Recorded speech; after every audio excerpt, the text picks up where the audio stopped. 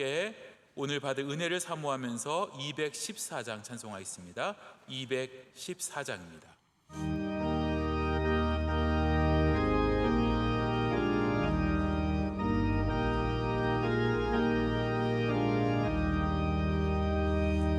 나 주의 도움 받고자 주 예수님께 빕니다.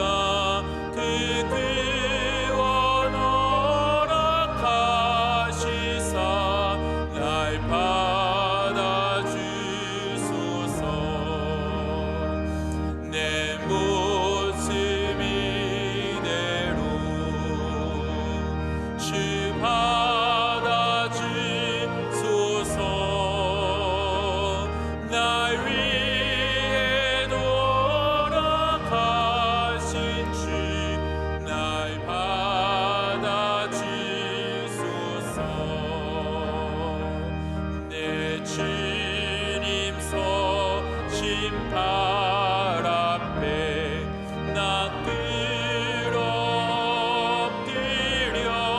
엎드렸으니 그 크신 역사 이루게 날 받아주소서. 내 모습 이대로 주 받아주소서.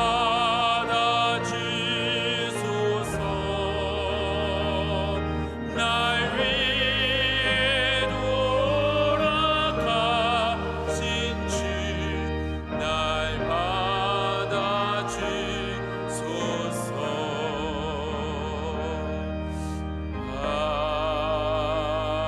아멘. 오늘 우리에게 주시는 하나님의 말씀은 다니엘서 2장 31절에서 35절까지 말씀입니다. 다니엘서 2장 31절에서 35절 구약성경 1234면에 있습니다. 이 말씀을 한 절씩 교독하시고 마지막 절 같이 읽도록 하겠습니다. 왕이여, 왕이 한 큰 신상을 보셨나이다. 그 신상이 왕의 앞에 섰는데 크고 광채가 매우 찬란하며 그 모양이 심히 두려우니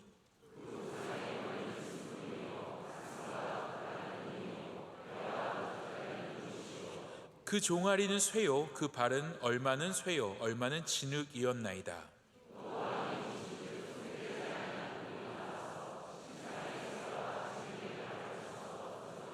함께 있습니다.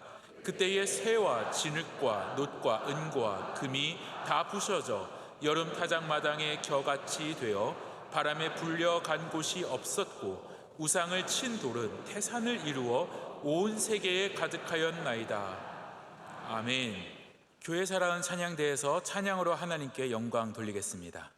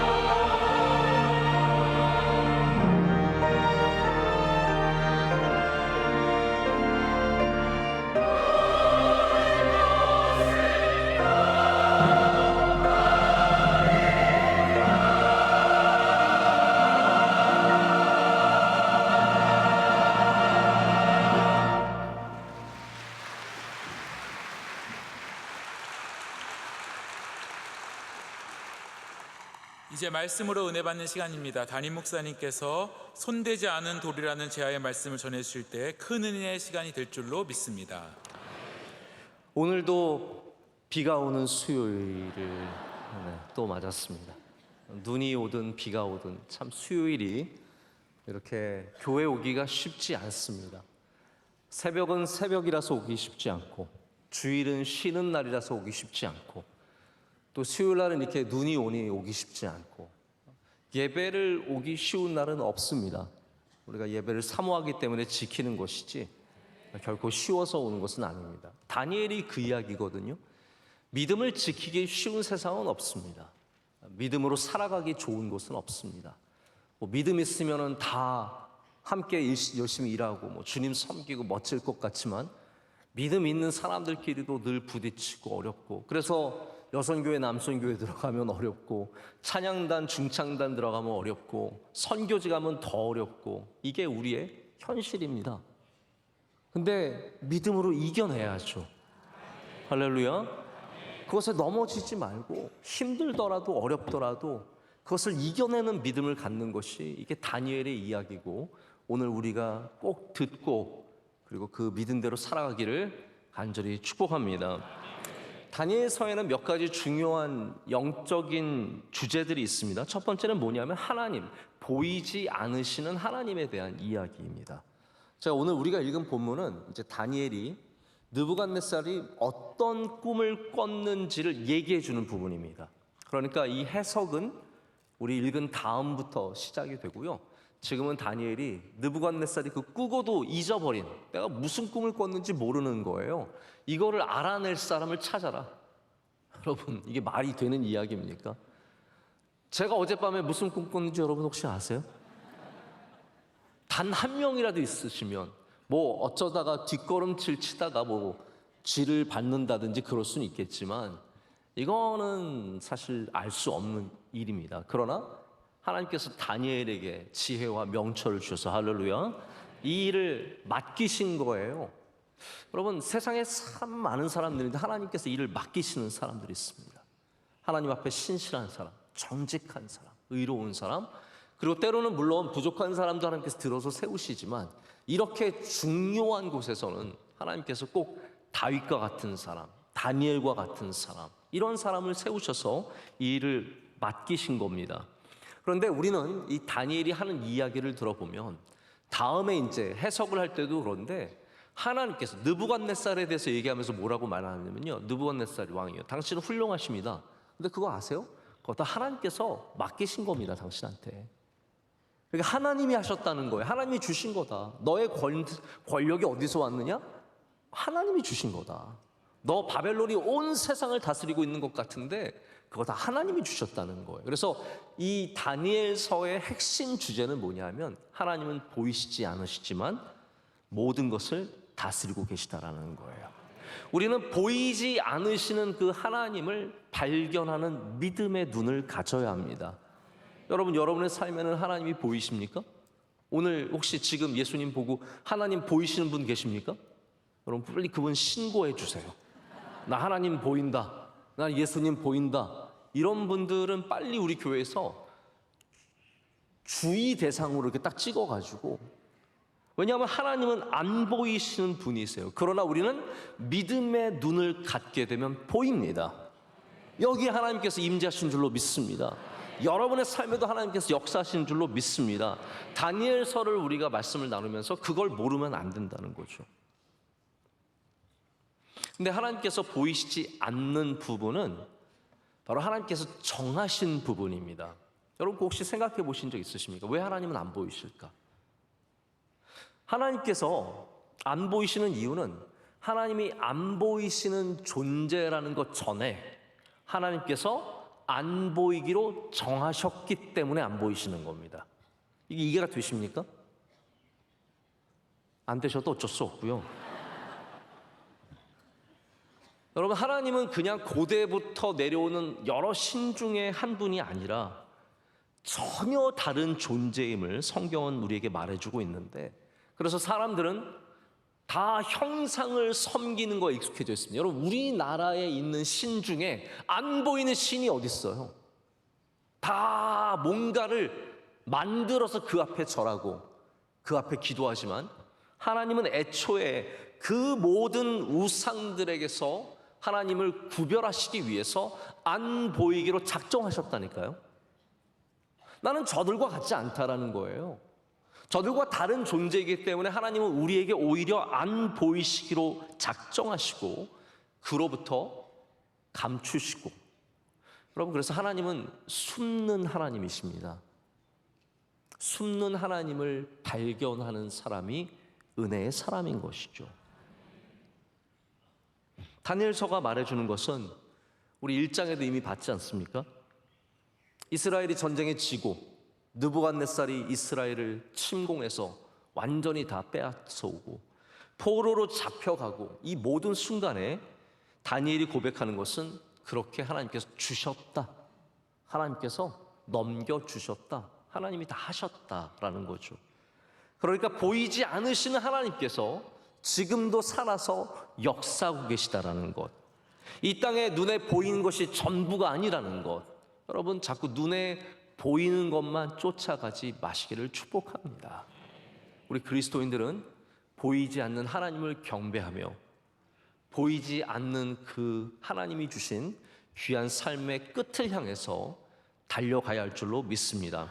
자, 두 번째는 하나님께서 모든 것의 주인 되심을 다니엘서는 주장하고 있습니다. 오늘 본문에서도 하나님께서 모든 걸 알고 계세요. 하나님이 보여주신 거예요. 하나님은 또한 이 모든 나라들을 세우시고 이 모든 나라들을 패하실 수도 있는, 파괴하실 수도 있는 힘을 갖고 있다는 것을 다니엘은 그 꿈을 통해서 가르쳐 줍니다. 하나님은 이스라엘의 하나님만이 아니라 온 세상의 하나님이시다는 것. 여러분, 우리의 하나님, 여러분이 지금 믿는 우리의 하나님은 명성교회의 하나님이십니까? 우리가 개인적으로는 나의 하나님이 되죠. 그러나 그 하나님께서 온 우주 만물을 다스리는 하나님이심을 고백하는 믿음이 있어야 합니다. 우리 하나님은 크신 하나님이십니다. 그래서 나중에 느부갓네살도 그렇고요, 다리오 왕도 그렇고 이들이 하나님의 이름을 부르게 되는데, 이 하나같이 이제 다니엘을 만나서 하나님의 능력을 본 왕들은 하나님을 개인적으로 고백하게 돼요. 뭐라고 고백을 하냐면 이스라엘의 하나님이라고 말하지 않습니다. 지극히 높으신 하나님, 할렐루야, 인정하는 거예요. 온 우주를 다스리는 하나님이심을 인정하게 되면서 살아계신 하나님이라고 부르게 됩니다. 온 열방을 다스리는, 이스라엘에 국한되어 있으신 하나님께서 하나님이 아니라, 제가 지난번에도 말씀드렸죠. 에스겔서가 1장에 어떠한 장면이 나오냐면 성전이 무너졌잖아요. 근데 그 성전에서 하나님께서 바퀴에 오르십니다. 바퀴 달린 수레에 오르셔서 움직이세요.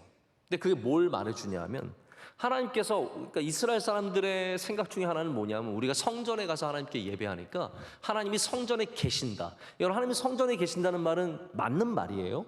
그러나 그 말이 하나님이 성전에만 계신다는 아니죠. 그거는 틀린 말이에요. 하나님은 온 우주에 충만하십니다.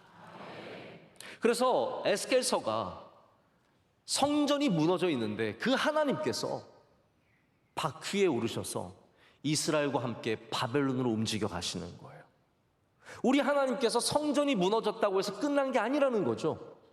우리의 예배가 그렇게 끝난 것이 아니라 하나님이 우리와 함께 하시는데 그 하나님은 움직이시는 하나님이시라는 거예요.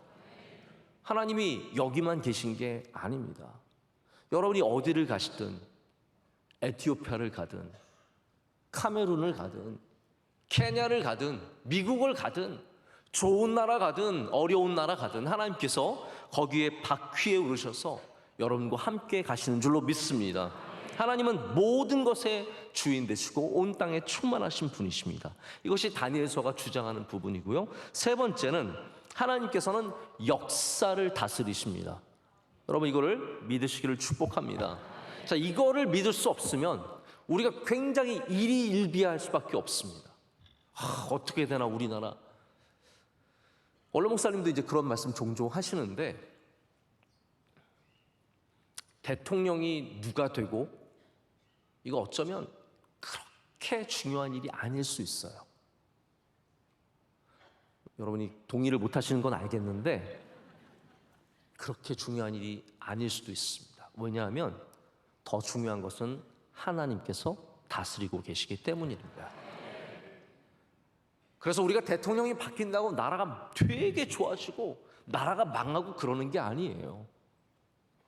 우리는 너무 거기에 온 운명이 다 걸린 것처럼 생각을 하는데, 여러분 웬만하면 우리나라 대통령 저는 잘할 거라고 믿습니다.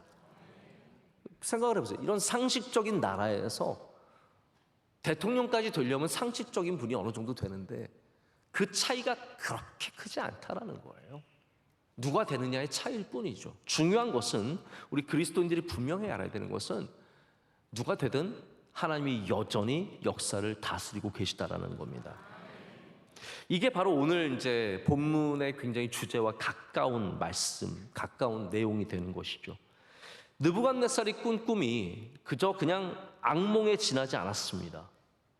이게 악몽으로 끝나는 것이 아니었죠.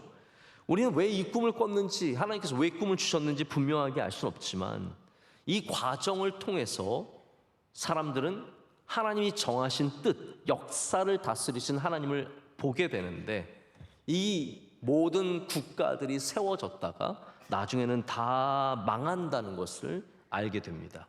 이게 뭘 말합니까? 그냥 국가가 세워졌다 망한다, 어떤 흐름을 말하는 것이 아니라 그 모든 것을 하나님께서 주관하신다라는 거예요.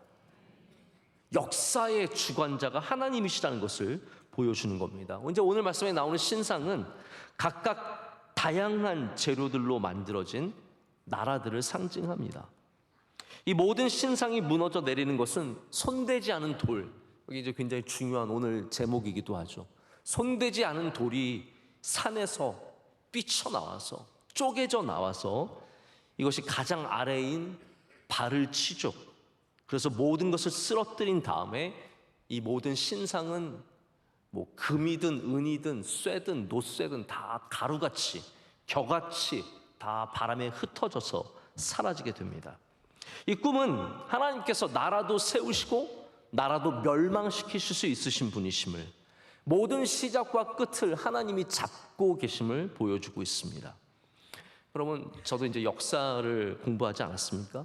역사가 어떻게 보면 굉장히 무작위적으로 우연히 그냥 흘러가는 것 같습니다. 제가 처음에 굉장히 무신론자에 가까운 선생님한테 이제 로마사라든지 유럽의 초기 역사를 배웠어요. 근데 그때 많이 다룬 내용이 뭐냐 하면 니케아 공의회라든지 칼케톤 회의라든지 이러한 다양한 기독교 공의회를 다뤘거든요. 근데 기독교 공의회에서 다루는 내용들을 보면은 뭐가 이단이 되고 뭐가 이단이 되지 않고, 여기에 뭐가 이제 잘못되고, 근데 그거를 이제 선생님이 설명하는 걸 막 듣다 보니까 이거는 마치 그냥 모든 기독교의 교리가 힘의 싸움인 것처럼 느껴지는 거예요. 힘센 곳에서 누구를 정죄해서 이단으로 삼고, 힘이 약하면 밀려나가고. 제가 그걸 들으면서 마음이 굉장히 어려웠어요. 우리가 믿는 이 삼위일체의 교리가 그냥 힘싸움으로 정해진 것일까? 그러다가 이제 제가 깨달은 게 있었죠. 우리는 보기에는 힘싸움처럼 보이지만 하나님께서 주관하고 계시는 거예요. 하나님께서 주관하고 계셨기 때문에 기독교의 교리는 이 2000년의 시간을 지나면서 공고하게 하나님의 뜻 가운데 세워진 겁니다. 그래서 여러분, 역사는 절대로 무작위적으로 랜덤하게 우연히 지나가는 일들이 아니라 하나님의 뜻 가운데 있습니다. 여러분, 역사에 만약이라는 말은 없다고 하지만 만약에 히틀러가 유럽을 먹었다고 생각을 해보십시오. 지금 유럽에 히틀러의 후예들이 다스리고 있다고 생각을 해보세요. 제가 얼마 전에 CNN 뉴스를 보니까 이탈리아에서는 아직도 그 히틀러 경례를 하는 그런 무리들이 모여서 시위를 하는 정말로 참혹한 일들을 보여줬거든요. 아직도 그런 사람들이 유럽에 많이 있습니다. 제가 보니까 노르웨이인지 북유럽에 있는 한 나라의 어떤 남자는 이 유색인종에 대한 아주 극도적인 혐오감을 갖고 사람들을 어마어마하게 많이 죽였는데, 그 나라는 감옥이 천국이래요. 감옥이 너무 좋대요. 감옥에서 게임하고 싶으면 게임하고, 나 감옥에서 나는 인권을 유린당하고 있다. 그러면 바깥에 내보내주고 뭐 별의별 게 다 가능한 거예요. 이런 사람들이 온 유럽에 가득하다고 생각을 해보십시오. 온 세상이 얼마나 엉망진창이겠습니까? 만약에 공산주의가 이 세상을 집어삼켰다면 어떻게 되겠습니까? 여러분, 그렇게 되지 않은 이유가 우연이라고 생각하십니까? 하나님께서 다스리는 줄로 믿습니다. 하나님은 그때만 다스리시는 것이 아니라 지금도 다스리고 계십니다. 그렇기 때문에 역사가 우리가 원하는 것과 다른 방향으로 흘러갈지라도 하나님께서는 고치시고 새롭게 하시고 세워주셔서 주님의 뜻을 이룰 줄로 믿습니다. 자, 네 번째는, 그리고 마지막, 이 신학적인 주제로 마지막은 바벨론에서 살아가는 믿음에 대해서 다니엘서는 얘기하고 있습니다. 다니엘과 친구들이 보여주는 것이 그냥 뭐 믿음은 좋은 거야 뭐 이런 건 아니지 않습니까? 야, 뭐 불구덩이라도 들어가야지, 사자굴이라도 믿음 있으면 들어가야지, 이런 게 아니라 정말 여러분, 다니엘서 읽고 괜히 사자굴에 들어가지 마십시오. 다니엘서 읽고 괜히 불구덩이에 뛰어들지 마십시오. 여러분에게 불에 들어가도 괜찮다를 보여주는 게 다니엘서가 아닙니다. 맹수를 만나도 다 살아남을 거라고 이야기해 주는 게 다니엘서의 내용이 아닙니다. 뭐 믿으면은 다 승리할 거야, 그걸 보여주는 것이 아니라 이러한 갈등의 자리에서 믿음을 지키라고 말해주는 거예요. 우리로 하여금 예수님 못 믿게 하는 수많은 이러한 사자굴 같은 것을 만났을 때 거기서도 믿음을 지킬 수 있느냐라고 물어보는 게 다니엘서의 역할입니다. 저만 해도 믿음 좋으신 우리 부모님, 양가 우리 부모님 다 믿음이 좋으시고 편하게 컸죠. 제가 참 편하게 컸습니다. 지금 생각해보면 어렸을 때는 물론 다 힘든 거 있었지만 지난번에 저희 아버지랑 통화하면서도 그런 얘기를 했는데 전 어렸을 때 힘든 건 하나도 몰랐어요. 어렸을 때 힘든 거 느끼셨던 분 많지 않으실걸요? 저는 어렸을 때 막 그렇게 추운 데서 자고 뭐 그렇게 제대로 못 먹어도 뭐 우리가 가난하다, 우리가 어렵다 이런 생각을 해본 적이 없는 것 같아요. 저희 자녀들도 얼마나 잘 큽니까? 지난번에 저희 송구영신 예배 때 저희 아이들 올라와서 다 인사했는데 그걸 또 누가 유튜브로 또 잘라가지고 올리셨어요. 근데 거긴 누가 뭐 댓글을 달았는데 너무 나쁜 말들을 많이 담았어. 아이들이 고기 뭐 맨날 먹고 있어서 때깔 좋은 것 좀 봐라 이러면서. 그래서 저희 아내가 그런 얘기를 하더라고요. 여보, 우리 이제 고기를 그만 먹여야 될까 봐. 맞습니다. 저희 아이들 고기 먹어서 때깔 좋습니다. 아침, 점심, 저녁 고기 맨날 먹고요. 심심하면 고기 과자 먹고요. 심심하면 고기 주스 마셔서 때깔도 참 좋습니다. 저희는 저희 가족 전체가 사실 굉장히 편하게 삽니다. 우리가 예배도 이 정도 좋은 조건에서 예배드리기가 얼마나 어렵습니까? 이만한 음향 보세요, 여러분. 제 목소리가 너무 좋게 들리잖아요. 이건 음향이에요. 제가 아니에요. 이렇게 귀한 찬양대가 서고 특순하고 얼마나 수고해서 이렇게 하고 이런 예배가 어디 있어요? 그런데 여러분, 이것이 아무리 좋아도 믿음을 지키는 건 다른 얘기입니다. 아무리 좋은 조건을 갖고 있어도 하나님께 예배하는 것은 여전히 어려운 일이고, 여러분, 이 정도 좋은 환경이라면 수만 명이 와서 예배 드릴 것 같지만 아닙니다. 눈 한 번 오면은 나는 교회 못 가. 조금 바쁘면 나는 교회 못 가. 조금 피곤하면 나는 오늘 교회 넘길 거야. 예배 넘길 거야. 여러분, 얼마나 힘든 일입니까? 믿음 지키는 거 절대로 쉬운 일이 아닙니다. 우리 대한민국이 아무리 종교가 자유가 보장되어 있고 사람들이 여러분에게 아무리 예배 나가라고 권고해도 예배 지키는 것은 쉬운 일이 아닙니다. 또 반면에 파키스탄 같이 우리 이미영 선교사님 얘기하신 걸 들어보니까 무슬림들이 불을 지르고 살해 위협을 하는 곳에서 교회를 나오는 사람들이 목숨을 걸고 수백 명씩 나와서 예배 드린다는 거예요. 그 아이들이. 그렇게 사람이 누군가가 위협하고 어려운 곳에서도 믿음을 지키는 사람이 있는 걸 보면 여러분, 쉽다고 예배 드리는 거 아니고요, 어렵다고 믿음 버리는 거 아닙니다. 믿음이 있는 것은 은혜인 줄로 믿습니다. 다니엘은 바로 그러한 곳에서, 믿음을 도와주지 않는 그런 곳에서, 너 기도하면 죽인다는 곳에서 기도하기 위해서 윗방으로 올라가서 예루살렘을 향해 기도합니다. 여러분, 어쩌면 믿음은 우리가 당연히 해야 할 것을 포기할 때 흔들리는 것입니다. 당연히 기도해야 하지만 조금만 위협이 오면은 기도를 내려놓으면 그 믿음은 흔들릴 수밖에 없습니다. 당연히 예배해야 하지만 조금만 편한 길을 택하기 위해서 예배를 포기하면 그 믿음은 흔들릴 수밖에 없습니다. 여러분, 세상은 우리의 믿음을 도와주지 않습니다. 저는 이 말씀을 여러 번 자주 드립니다. 세상은 우리의 믿음을 도와주지 않습니다. 여러분의 회사가 여러분 잘 믿으라고 도와주던가요? 여러분이 다니는 학교가 여러분 잘 믿으라고 도와주던가요? 우리가 지키지 않으면 지킬 수 없는 게 믿음입니다. 다니엘서는 지금 우리에게 믿음을 지키고 있느냐라고 물어보고 있습니다. 이 도전과 경멸과 멸시와 우리를 위협하는 세상에서 우리는 그럼에도 불구하고 믿음을 지킬 거냐고 물어보고 있습니다.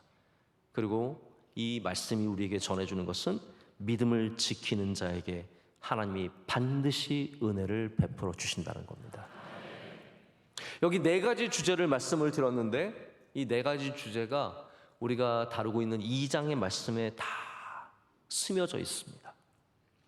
지금 오늘 우리가 읽은 말씀에는 다니엘이 느부갓네살의 꿈을 말해주고 이제 다음 본문에는 그것을 해석하는 일을 합니다.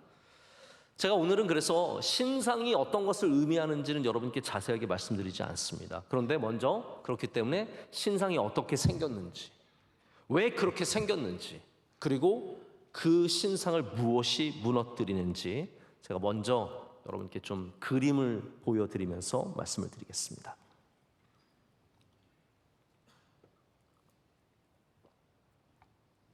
제가 그린 그림은 아닙니다. 이 그림은 이제 신상이 어떻게 생겼는지를 보여주고 있는데, 보통 여러분 신상이라고 하면 당연히 재료 하나로 만들 것 같지만 이 신상은 다양한 재료로 만들었습니다. 머리를 먼저 말해주죠. 머리는 순금으로 만들었습니다. 지금 이거는 느부갓네살을 이제 다음 해석을 보면은 그 머리가 느부갓네살이라고 말합니다. 바벨론이라는 말이죠. 그래서 그 얼굴을 이 바벨론의 왕의 형상을 닮아서 만든 신상인데 머리는 순금입니다. 그리고 그 아래에 있는 가슴과 두 팔은 은으로 되어 있습니다. 잠깐만 이제 저를 다시 봐주시길 바라고요. 보통 우리가 머리라고 하는 것은 무엇일까요? 자, 여러분이 여러분의 존재를 나타낼 때 가장 확실하게 나타낼 수 있는 게 뭐예요? 얼굴이지 않습니까? 제가 잘생기고 예쁘고 이게 중요한 게 아니라 내 정체성은 나의 얼굴과 굉장히 밀접한 관계를 갖고 있습니다. 그래서 요즘에 우리 보안할 때도 옛날엔 지문도 많이 썼지만 요즘에는 얼굴 인식하잖아요. 얼굴 인식으로 이렇게 해서 저희 아들이 자꾸 뭐를 살려고 얼굴 인식을 자기 얼굴을 갖다 대는데 저랑 아무리 닮았어도 안 열립니다. 김하나가 아니라는 거예요. 너는 김영민이라는 거예요. 네가 아무리 얼굴을 비춰봤자 열리지. 근데 가끔 진짜 얼굴 닮은 아버지와 아들은 열린다고 하더라고요. 그런 아들들은 굉장히 조심하셔야 됩니다. 아버지는 여러분 몰래 빼갈 수 있는 게 얼마나 많은지 모릅니다. 얼굴은 정체성이에요. 고대 사회나 지금이나 우리가 무엇을 위해 기도하냐면 머리가 될지언정 뭐가 되지 말라고요? 꼬리가 되지 말라고. 머리는 가장 귀한 것이고 정체성이고 능력입니다. 그래서 이 신상의 모든 정체성은 바로 이 머리에 있습니다. 머리. 그래서 나중에도 보면 신상에서 느부갓네살, 바벨론인 것은 밝히지만 나머지들은 얘기하진 않아요. 가슴과 팔이 그 다음에 오는 메데이다, 그 다음에 오는 바샤이다, 그 다음에는 로마다, 그리스다 이런 얘기를 안 합니다. 제일 중요한 것은 이 신상 자체가 바로 바벨론, 이 세상이라는 거예요. 이 세상의 권력이라는 거죠. 이 세상의 나라들, 국가들이라는 것을 보여주고 있습니다. 자, 다시 이제 그림을 보시면, 그래서 이 팔을 양팔을 이렇게 끼고 있는데, 팔짱을 끼고 있는데, 그것이 바로 은으로 되어 있는 그 다음 국가입니다. 다음에 오는 국가죠. 그 다음에는 배와 넓적다리는 놋이라고 되어 있습니다. 놋이라고 되어 있고요. 그 아래 종아리는 쇠입니다. 그리고 마지막 발은 진흙과 쇠로 섞여 있는, 얼마는 진흙이고 얼마는 쇠다라고 했는데, 중요한 건 뭐냐면 바로 이 신상을 하나님께서 무너뜨리십니다. 어떻게 무너뜨리시냐면 45절을 보면 산에서 나온 돌이, 손대지 않은 돌이 신상의 발, 지금 이거 굉장히 잘 표현되어 있죠. 저기 어디서 멀리서 돌이 확 날아와서 신상의 발을 빵! 지금 깨어나신 분들 계시죠? 네, 자, 그러시라고 좀 세게 했습니다. 빵 치면 그 아래 것들이 팍 산산조각이 나면서 신상이 무너지는 겁니다. 근데 무너지는데 흥미로운 건 뭐냐면, 진흙이 이렇게 산산조각이 나는 것은 이해가 되는데, 이 모든 신상이 땅으로 떨어진 다음에 완전 산산조각이 납니다.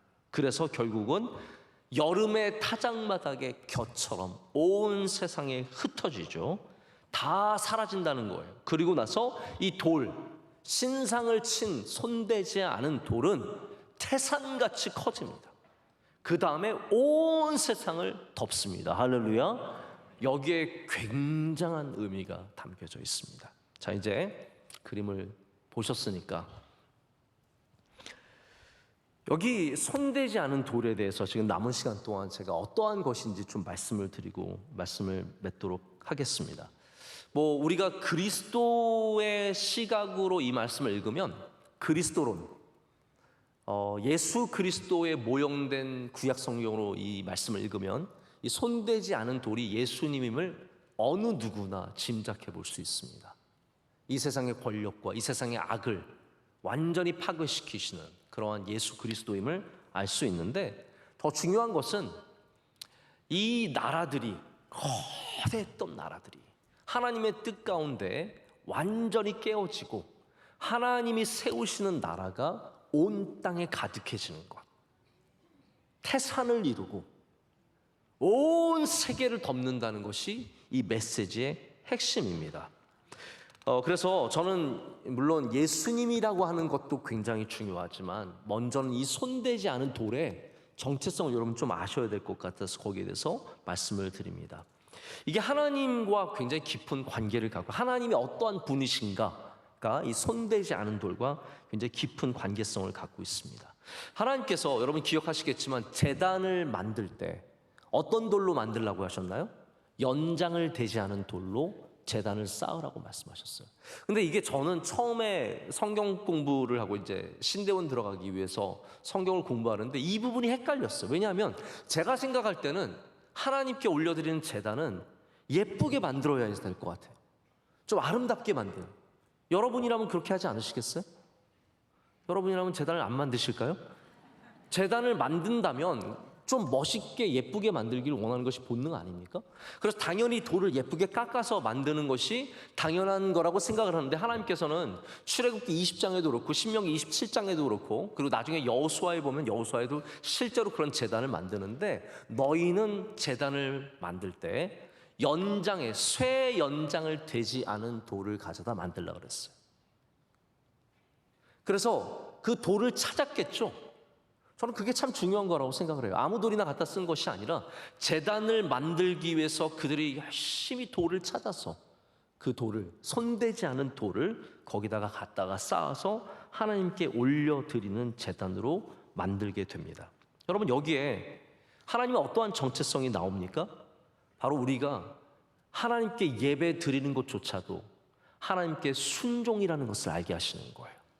여러분, 제단을 쌓는 것은 우리의 머리로, 우리의 생각으로, 우리의 미적 감각으로 만드는 것이 아니라 하나님이 말씀하신 대로 따라가는 것입니다. 그래서 우리의 본능은 예쁘게 다듬어서 쌓기를 원하지만 하나님은 그걸 거부하시는 거예요. 너희의 예배는 순종의 예배가 되어야 된다는 거죠. 너희가 하고 싶은 아름다운 것을 드리기보다는 순종이 제사보다 낫다고 하나님께서 우리에게 다듬지 않은, 이 손대지 않은 돌을 쓰라고 말씀하시는 겁니다. 여러분, 그래서 이 손대지 않은 돌은 하나님을 순종하는 돌입니다. 예수 그리스도께서 하나님 아버지를 온전히 순종하셔서 하나님의 뜻을 이루시는 것처럼 이 손대지 않았다는 말은 하나님의 거룩하신 뜻을 따라가는 바로 그것을 말합니다. 자, 손대지 않은 돌은 하나님의 뜻을 이루는 돌인 줄로 믿습니다. 두 번째는 손대지 않은 돌이 발을 쳐서 무너뜨릴 때 이 신상은 아까 말씀드린 것처럼 타작마당의 겨처럼 완전히 흩어져서 사라졌다라고 말하고 있습니다. 이스라엘의 타작마당에 바람이 얼마나 불었는지 모르겠지만 이 겨가 요 주변에 쌓이는 것도 아니고요. 도리깨제를 하고 있으면 겨가 푹 올라가서 온 사방으로 흩어져 나갔는데 그 흔적조차 찾을 수 없는 것이 겨예요. 이것이 이스라엘의 타작마당의 모습입니다. 그 거세게 부는 바람에서 한번 곡식을 쫙 하늘에 올리면 수많은 겨들이 후 하고 다 사라지는 거죠. 이게 하나님께서 바로 우리에게 보여주시는 하나님의 역사하시는 힘의 능력입니다. 이 세상의 모든 신상은 하나님을 거역하고 하나님을 떠난 것들은 이렇게 다 돌에 치여서 쓰러지고 사라지고 만다는 것이죠. 마치 거대했던 골리앗이 다윗의 그 작은 돌에 쓰러져 죽듯이 이 거대한 신상이 하나님이 보내시는 손대지 않은 돌에 완전히 쓰러집니다. 영원할 것 같았던 바벨론, 여러분 이 세상에 영원할 것 같은 거 있지 않습니까? 혹시 여러분은 그런 경험 안 해보세요? 저건 영원할 것 같다. 저 사람은 영원히 잘 살 것 같다. 저 사람은 영원히 예쁠 것 같다. 저 사람은 영원히 영향력을 가질 것 같다. 여러분, 영원한 것은 이 세상에 하나도 없습니다. 오직 여호와 하나님의 말씀만 영원하고 예수님만 영원하시고 교회만 영원한 겁니다. 나머지는 영원하지 않아요. 우리 영원합니까? 영원한 사람 한 명도 없습니다. 어느 누구도 영원하지 않고 어떠한 기업도 영원하지 않고 어떠한 존재도 영원하지 않습니다.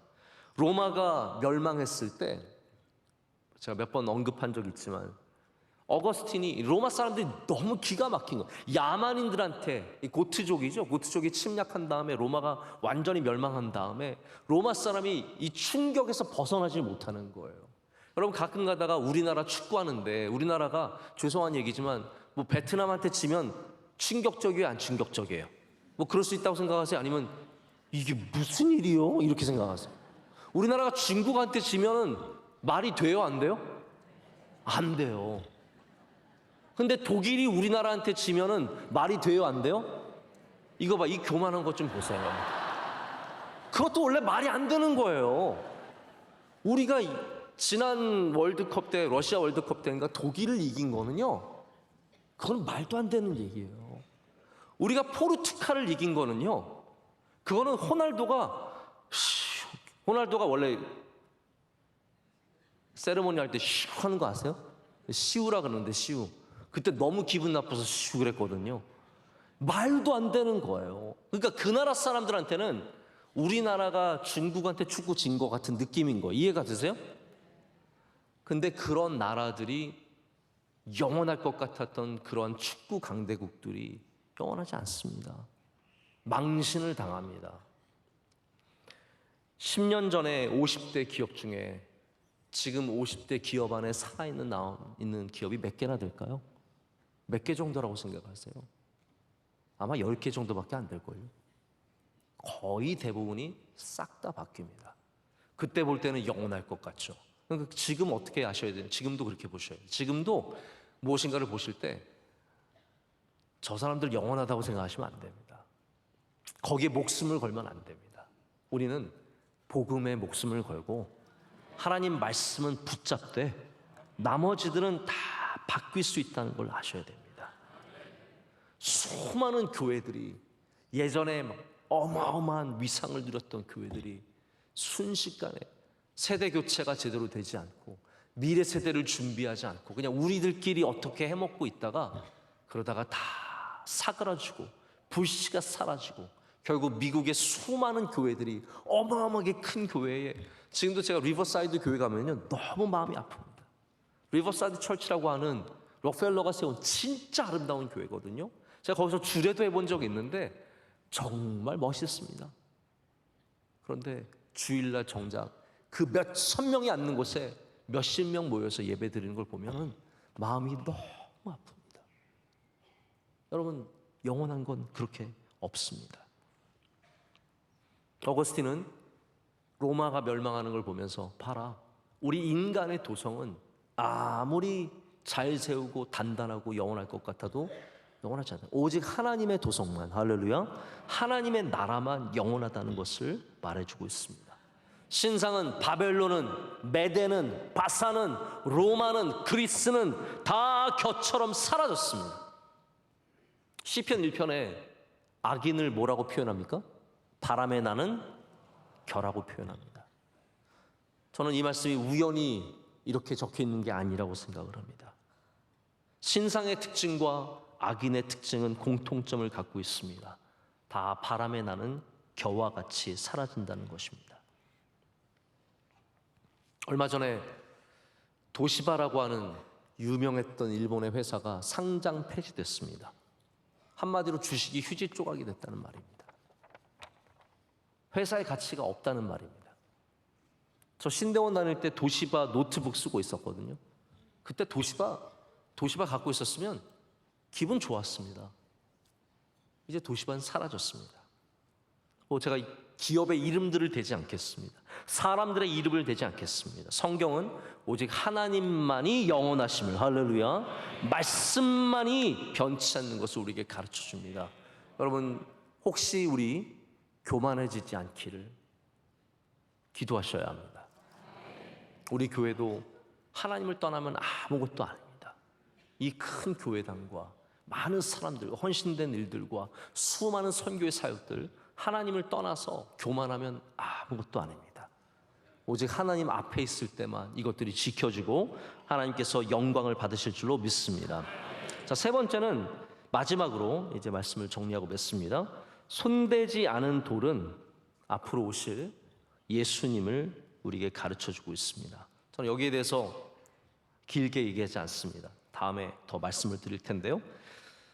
다니엘서는 예수님과 아주 깊은 관계를 갖고 있습니다. 인자라는 단어, 특별히 예수님께서 인자라고 쓰시는 표현이 그냥 사람의 아들이라는 표현이 아닙니다. 그 인자는 바로 여기 다니엘서에 나오는 온 세상을 구원하시는 바로 그 하나님의 사람, 그 인자를 말하거든요.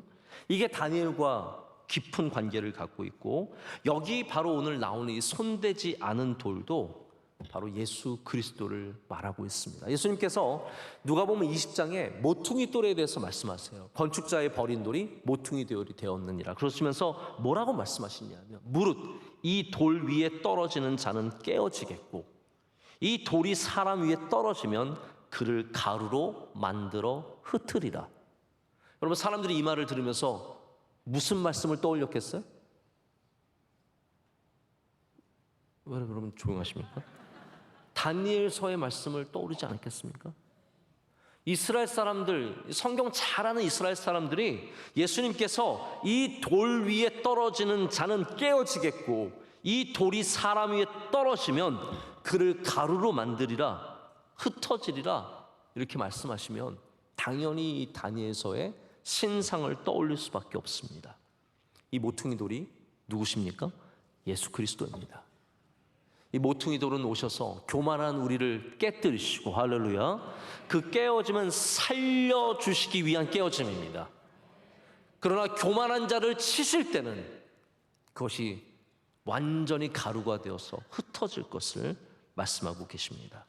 여러분, 우리는 겸손하게 주님을 우리를 위해서 살리시는 산돌이심을 믿고, 할렐루야, 우리 주님을 우리 삶 가운데 모시고 주님으로 살아가는 주의 백성들 되어야 할 줄로 믿습니다. 오늘 말씀을 보면 다니엘이 얼마나 정확하게 느부갓네살의 꿈을 말해주고 있는지 모릅니다. 적당히 맞으면 맞고 틀리면 어쩔 수 없고의 그런 꿈이 아닙니다. 다니엘은 지금 이 신상이 어떻게 생겼는지조차까지 완전히 자세하게 무슨 재료로 만들었는지 어떻게 멸망하는지까지 정확하게 말해줍니다. 여러분, 하나님의 능력은 정확하십니다. 적당한 하나님이 아니십니다. 어쩌다가 우연히 여러분의 기도의 제목이 응답받은 게 아닙니다. 많은 사람들이 그렇게 살아가기 쉽습니다. 어쩌다가 된 거겠지, 어쩌다가 나은 거겠지.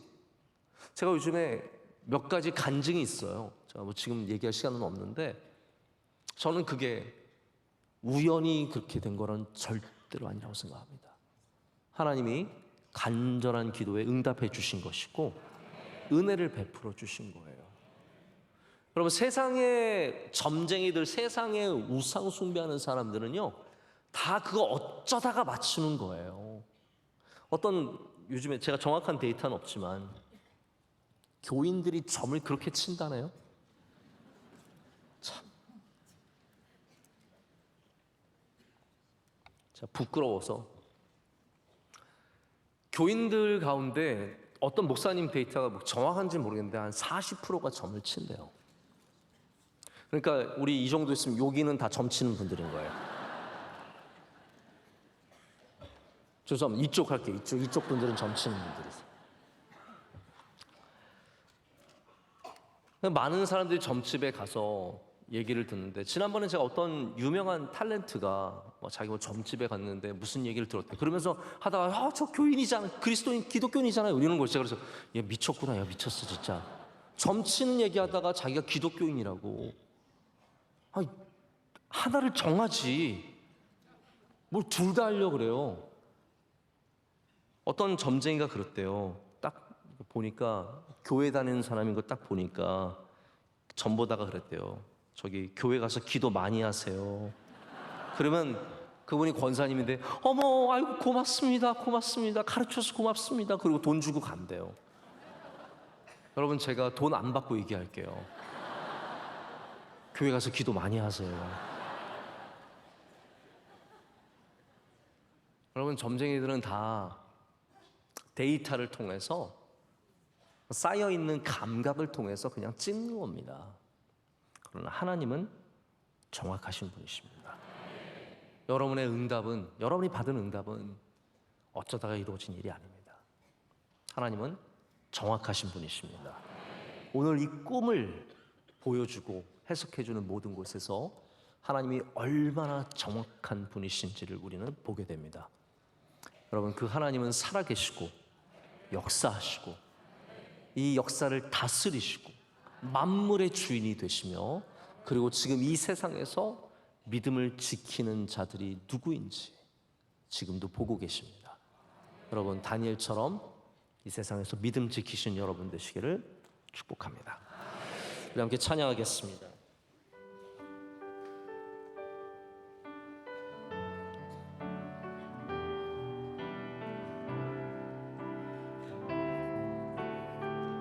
모든 상황 속에서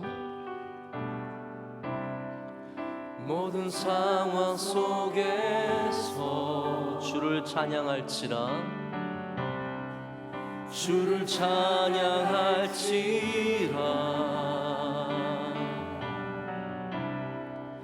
주는 너의 큰 상급,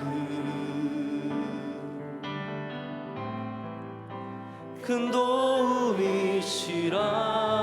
주의 얼굴 구할 때, 주의 얼굴 구할 때, 주의 영을 부사 크신 사랑 안에서 주를 보게 하소서. 내 영혼이 확정되고 확정되어 싸우니 믿음에 눈 들어 주를 바라봅니다. 내 영혼이 확정되고 확정되어 싸우니 믿음에 눈 들어 주를 바라봅니다. 내 영혼이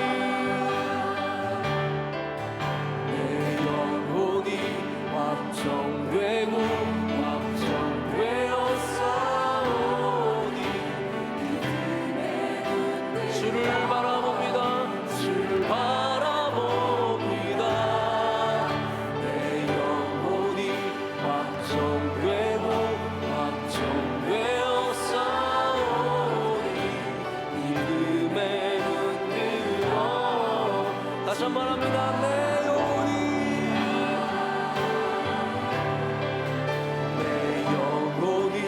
확정되고 확정되어 싸우니 믿음에 눈 들어 주를 바라봅니다. 내 영혼이 확정되고 확정되어 싸우니 믿음에 눈 들어 주를 찬양할 때 주를 찬양할 때 주의 나라 이미 맺네. 주의 영원한 나라 보게 하소서. 내 영혼이